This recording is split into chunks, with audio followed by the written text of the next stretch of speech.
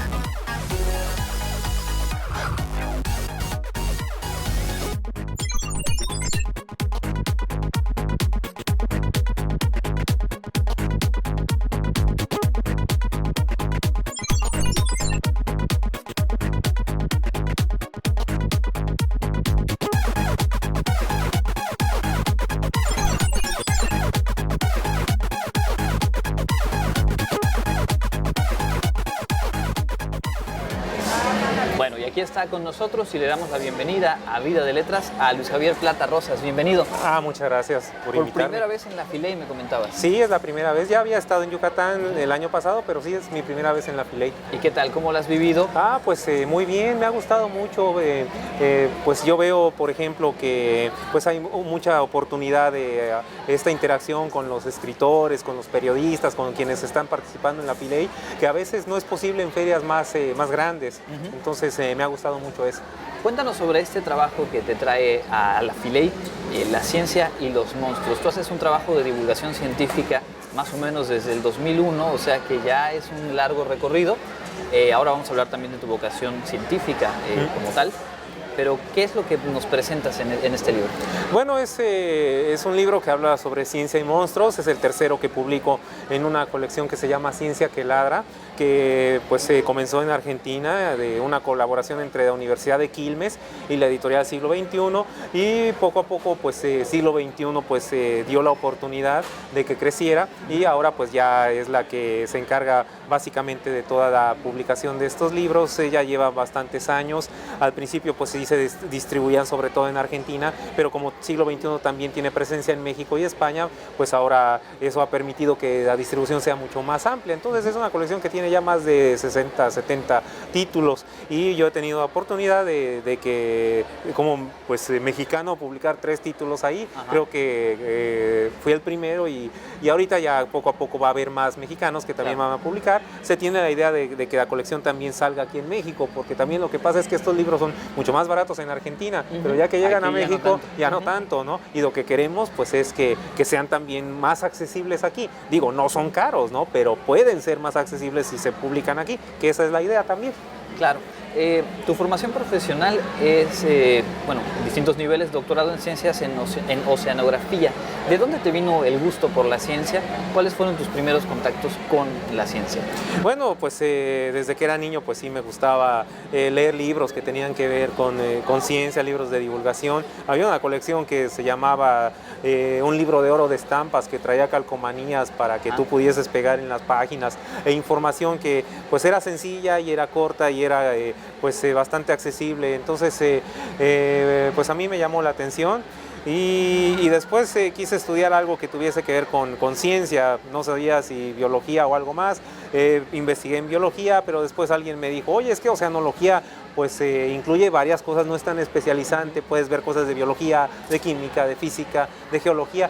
E investigué, me gustó, y eso fue lo que estudié. ¿Y cómo nos podrías sintetizar, cómo nos podrías contar el trabajo de alguien de tu disciplina? ¿Qué tipo de investigación, qué tipo de trabajo en campo se realiza? Bueno, en oceanología pues hay 4 áreas básicas, que sea el área biológica, que se encarga de estudiar, por ejemplo, pesquerías, acuacultura y pues manejo de recursos naturales. El área geológica, que ve pues protección costera, rompeolas, pues erosión de playas, depositación.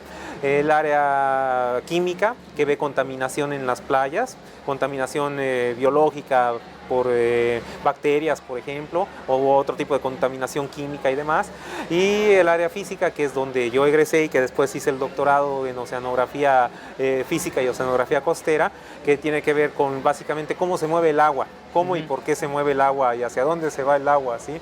Por corrientes, por marea, por oleaje, diferentes procesos que mueven el agua.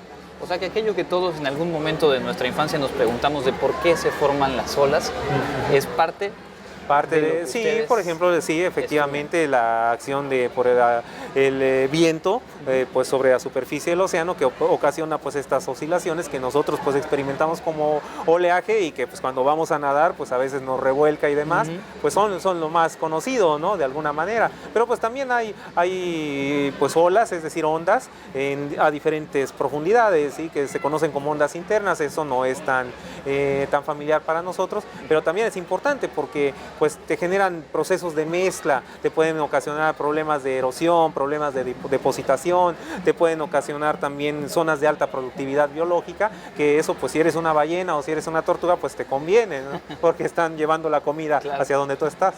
Ayer en una de las charlas que has dado en esta Philae, te escuchaba decir que bueno, de pronto espacio para monstruos, pues ninguno tan grande como el océano, ¿no? La profundidad, la extensión del océano.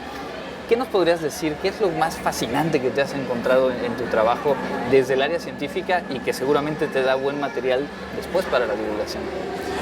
Bueno, yo les comentaba esta cuestión de monstruos, pero en el sentido no de criaturas así atemorizantes o monstruosas de dimensiones gigantescas, aunque también hablé de algunas de ellas. Los comentaba más bien como en el sentido monstruo, como en el sentido de algo maravilloso, algo desconocido, como bien mencionas. Entonces, pues sí, con 11 kilómetros de profundidad, pues cada año se encuentran nuevas criaturas en las profundidades oceánicas. Y sí, pues lo que más me maravilla pues es precisamente que tú puedes pensar, pues ¿qué van a encontrar ahí que no se conozca ya, ¿no? Y hay ocasiones que sí son animales, pues que su comportamiento es sorprendente. Entre ellos, pues procesos que me hayan más maravillado, pues es de las chimeneas hidrotermales, que a profundidades donde no llega el sol, pues son capaces de pues generar la energía como si fueran el equivalente del sol, para que se sostenga la vida ahí, para que exista vida ahí, y es vida que ha evolucionado y es vida que no le importa qué esté pasando en la superficie, que si el sol dejara de existir mañana, pues ellos podrían sobrevivir de todas maneras. Eso es lo que más me ha maravillado. Es apasionante y es misterioso. De pronto la ciencia tiene ese factor, y me imagino que dentro del trabajo del divulgador hay que entrar en contacto con los científicos, ¿no? En tu caso, bueno, tú eres científico y desde ahí quizá el diálogo fluye un poco mejor. Pensamos a veces que el científico tiene que ser excéntrico, que el científico es muy elevado, o que a veces son inclusive ermitaños, inaccesibles. Son así, pero al final son personas como cualquiera, ¿no? Bueno, sí, en las pláticas que he tenido oportunidad de tener aquí, de participar aquí en la Philae, pues sí he enfatizado mucho esta cuestión de que finalmente pues la ciencia no da en extraterrestres ni otras criaturas extrañas que no sean humanos. Entonces científicos hay para dar y regalar, y efectivamente pues hay científicos que son arrogantes, hay científicos que son pues muy distraídos, excéntricos, si así los consideras desde fuera, pues, pero hay de todo, ¿no? Hay científicos que les gusta surfear, hay científicos que les gustan muchas otras actividades, entonces pues hay para dar y regalar. En realidad no hay un estereotipo, ¿no? De que el científico tiene que ser de esta o de esta otra manera. Seguro. Estamos platicando con Luis Javier Plata Rosas. Permíteme hacer una pausa en este momento. Al volver me gustaría preguntarte sobre algunos aspectos. Por un lado, el papel, la atención, el trabajo que se hace y cómo se impulsa la ciencia en nuestro país, qué tanto se hace bien, qué tanto no. Y pues bueno, en este momento, al día siguiente de la muerte de Stephen Hawking, pues a mí me gustaría que nos comentaras un poco sobre esta figura. Claro.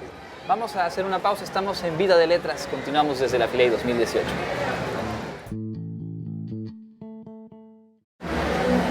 Seguimos en Vida de Letras desde la Philae 2018 y bueno, el día de ayer la noticia que todo el mundo conoció, la muerte de Stephen Hawking, viene a colación cuando uno platica con un divulgador de la ciencia desde México, pero que está por supuesto en contacto con lo que ocurre alrededor del mundo. ¿Qué podríamos decir del trabajo de Stephen Hawking en cuanto a divulgador de la ciencia? Bueno, pues su trabajo definitivamente pues, es trascendente, pues este libro que se ha convertido en un clásico de la divulgación de una breve historia del tiempo, que después escribió una brevísima historia del tiempo por si decidías no leer todos los capítulos, y que pues se hizo famosa en su introducción lo que él comentaba, Hawking, acerca de por cada ecuación, que lo que decía su editor, por cada ecuación que tú introduzcas en este libro, pues las ventas van a descender pues de una manera radical, ¿no? Y que recomendaba no hacer esto, pero finalmente pues que él dijo, no, bueno, no puedo dejar de fuera, por ejemplo, E igual a MC al cuadrado y hablar de la misma, ¿sí? Claro. De su importancia. Y pues que de repente pues te das cuenta que todos estos temas que podrían no tener relación con tu vida cotidiana, que dirías, no, pues la gente no le interesa saber de las leyes de la termodinámica, no le interesa saber de la entropía del universo, no le interesa saber temas de los agujeros negros, de la cosmología, de los viajes en el tiempo, y claro que sí, ¿no? O sea, millones de personas por lo menos lo compraron, que lo leyeran, bueno, no lo sé, pero yo creo que sí, ¿sí? Es decir, sí hubo este interés genuino mucho antes de Hawking como personaje, por la película que se estrenó, por el libro en sí, por claro. Los temas de los cuales hablaba, y además el libro pues sí, sumamente interesante. Después con su hija pues escribió otro libro que no recuerdo cómo se llama, pero que finalmente su labor como divulgador pues fue bastante importante, ¿sí? Es un trabajo del divulgador que tiene que ver con comprender las cosas, pero tener sobre todo esa habilidad para aterrizarlas hacia diferentes contextos, ¿no? Hacia diferentes públicos, porque no puedes explicarlo de la misma manera en distintas situaciones. ¿Cuál es el reto más grande que te toca, o cuál es a lo mejor la sorpresa más grande que te has llevado al aterrizar el trabajo científico y de repente ver la respuesta del lector o del interlocutor? Bueno, cuando a mí de la divulgación me gusta sobre todo escribir, pues a diferentes divulgadores se atrae más pues distintas formas de comunicar la ciencia, pero para mí mi favorita siempre ha sido escribir. Entonces pues cuando escribo algún texto, algún artículo o algún libro, pues trato siempre de ponerme en los zapatos de quienes lo van a leer. Por ejemplo, si es para niños, o si es para jóvenes, o si es para adultos. Y a mí me gusta mucho hacer una divulgación que sea divertida, pero eso no quiere decir que toda la divulgación tenga que ser divertida. Por ejemplo, la que hacía Stephen Hawking, pues no era divertida, no era en sí que se pasara pues todo el texto bromeando, ¿no? Pero a mí sí me gusta bromear mucho, ¿no? Entonces, pues depende también de la personalidad de cada divulgador, de cada científico, ¿no? Porque también he encontrado varios colegas que les gusta divulgar o que quisieran divulgar, pero que de repente ven temas o ven títulos como este de la ciencia y los monstruos y dicen, no, es que yo no quiero hacer eso. Pero hay diferentes colecciones de ciencia y hay diferentes formatos. Por ejemplo, la ciencia para todos, que es una excelente propuesta, así que antes era la ciencia desde México, sí. Pues no enfatiza tanto esta cuestión de la diversión, ¿no? Y yo creo que varios científicos pues se sienten bastante cómodos ahí, y es muy, muy bueno también, ¿no? Entonces, entre las sorpresas que me he llevado, pues una de ellas muy personal, pues fue ver que mis hijos leyeran ya mis libros, ¿no? Porque en principio pues comencé divulgando porque pues también les explicaba algunas cosas de lo que hacía, pero pues ahora sí me encuentro que sale algún libro nuevo mío y pues ya lo están leyendo, sobre todo estos que son para pues lectores de secundaria en adelante. Pues mi hijo mayor pues es el que ya los lee, y ver que se ríe cuando está leyendo, pues para mí es una satisfacción, claro. ¿No? De que pues le gustó algo, ¿no? Que yo hice, y algo ya menos familiar, pues es la satisfacción también de que me escriban correos o mediante internet, que me localicen y que haya un lector que diga en algún lugar, a mí me gustó, yo no conocía sobre esto, a mí me atrajo esto, y yo lo disfruté, sobre todo que a lo mejor tuve que leerlo, lo empecé a leer porque me interesaba saber más de algo, pero terminé leyéndolo porque lo disfruté, porque me dio, por gusto, porque me dio un placer intelectual. Pues eso es una gran satisfacción que me ha dado, y una pues sorpresa hasta cierto punto, porque pues algunos lectores viven en España o en Chile o en Brasil, y por ejemplo hay un texto que escribí hace tiempo sobre Frankenstein, que que se usa ahora, fue seleccionado como parte de un libro de texto, pero no de ciencia, un libro de texto de español en Chile. Entonces, pues eso también fue una sorpresa para mí. Desde México hasta Chile, el pretexto Frankenstein. Y además no de ciencia, sino un texto para enseñar español, pues. Qué maravilla. Bueno, ahora mencionabas un poco el Internet en cuanto a la posibilidad de contactarte o de tener retroalimentación de tus lectores, pero un fenómeno que no es nuevo, pero que últimamente está muy en el centro de atención y es muy importante atenderlo, es todo ese asunto de las fake news, del manejo y la divulgación de información errática, muchas veces intencionalmente equívoca, y la ciencia no está exenta de ello, y hay un montón de notas y de páginas sensacionalistas que desde supuestos argumentos científicos plantean cosas que no van. ¿Cómo lo ves? ¿Te preocupa? ¿Qué hay que hacer para contrarrestarlo? ¿Cuál es la estrategia? Sí, bueno, pues en este caso, pues el periodismo nunca ha sido más relevante que ahora, ¿no? El encontrar, pues todo puedes encontrar en Internet. Si tú crees en lo que sea que creas, vas a encontrar un lugar en Internet donde hay personas que creen en lo mismo. Y eso, pues obviamente no quiere decir que sea algo real, algo que exista, algo que pueda ser válido. Y cuando es pseudociencia y que te lo venden como, no, esto sí es científico, esto es el resultado de investigaciones, pues sí es preocupante para nosotros desde el área de la ciencia y desde el área de la divulgación. Pues para contrarrestar esto, pues hay que apoyar sobre todo pues a los portales, por ejemplo, universitarios, y hay que pues seguir con este compromiso que tenemos, que como comentabas hace algunos días pasó esta noticia de que joven de México tras las huellas del Nobel y no tiene el apoyo del país, y grafeno para curar el cáncer, y no sé qué. E inmediatamente un gran científico y gran divulgador, Miguel Méndez, que trabaja precisamente con nanotecnología con grafeno, pues rápidamente lo desmintió por todos los medios posibles, ¿sí? Y Martín Bonfil, otro colega y buen amigo, lo mismo, ¿no? Publicó una columna de que pues esto es mentira. Entonces, pues sí, es parte del compromiso de quienes estamos en divulgación, en ciencia, pues poder inmediatamente desmentir. Y sí, lo que pasa con las redes sociales, con Internet, pues es que pues el efecto lo maximizan de algo, ¿no? Y continuamente pues encuentro también noticias que los fake news, pero de pseudociencia, o que no, pues aparecen videos los niños que no hablan son los más inteligentes, ¿no? Y a ver, espera, ¿de dónde se basan y todo? Y pues es parte también del trabajo de uno, de tomar esto y ver qué fundamento tiene, en qué se basa, y desmentirlo o apoyarlo, o ver qué pasa, ¿sí? Y sí, efectivamente, pues hay que, de nuevo, el periodismo ahora se necesita mucho más que antes para poder pues detectar esto y para poder tener pues medios que sean confiables.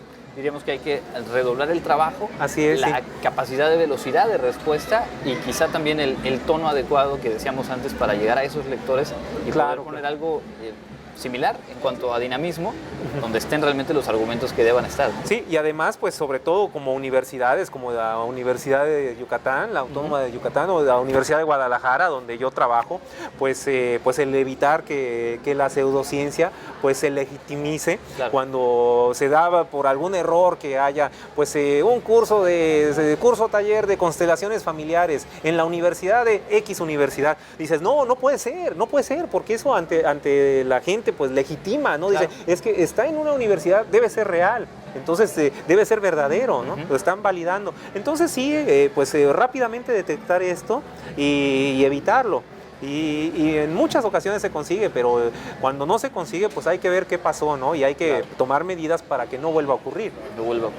Bueno, no queremos entretenerte más. Las agendas en estas ferias generalmente tienen varios compromisos, pero con todos los autores que han estado con nosotros, les pedimos al cierre alguna reflexión en torno a la imaginación dentro de esta feria. El lema de este año es Imagínate que te imagino. Y bueno, si en la literatura es muy claro el aporte de la imaginación, en la ciencia y en la divulgación seguramente un poco más. Cuéntanos qué piensas de la imaginación, para qué nos sirve y cómo le hacemos para no dejar que decaiga, que no sí, bueno, Sí, la imaginación, pues a veces se piensa, no, bueno, en ciencia no se necesita mucho, ¿no? Porque pues tienes que seguir el método, las metodologías científicas y de alguna manera pues ya tienes un camino, experimentación y bueno, observación y validar tus hipótesis y demás, pero no, en realidad pues la imaginación es una parte importante de hacer ciencia, a pesar de que, bueno, tienes que ser muy riguroso en tus metodologías, en validar o refutar tus hipótesis, pues sí requieres de esta imaginación para poder pues diseñar estos experimentos, para poder encontrar pues qué tipo de observaciones vas a hacer, para poder plantear hipótesis que sean pues creativas, ¿sí? Creativas en el sentido de que te guíe tu intuición física, tu intuición como científico, y en vez de probar las N posibilidades que hay, pues te quedes de entrada con las más probables, ¿sí? Entonces para ello sí requieres pues esta intuición y esta imaginación, ¿sí? Y en divulgación pues sí es como si te quitaras el corsé de la redacción científica, sí. ¿No? Que dices, bueno, tienes que ser claro, breve, preciso, no debe ser ambiguo con las palabras. No, bueno, pues cuando divulgas pues sí puedes, y de hecho pues juegas mucho con las palabras ahí, con los significados, con las metáforas, pero también en ciencia, ¿no? Digo, muchas metáforas que provienen del ambiente literario, de la cultura popular, pues los científicos se apropian de ellas para poder describir de una forma más sencilla algo que a veces es muy abstracto. Entonces pues ahí son también muy imaginativos, muy creativos. Y algunos incluso escriben algo sobre divulgación que termina en un libro de literatura o para promover la enseñanza del español en un país, digamos, como Chile. Sí, es sí, tu caso. Muchísimas gracias, Luis Javier. No, pues muchas gracias por invitarme. Bienvenido muchas siempre gracias. A la FILEI, bienvenido siempre a Vida de Letras. Mil gracias. Nosotros llegamos al final de esta charla, pero tenemos mucho más. Síganos, por supuesto, tenemos otras entrevistas y vengan a disfrutar la FILEI 2018. Esto fue Vida de Letras. Hasta la próxima.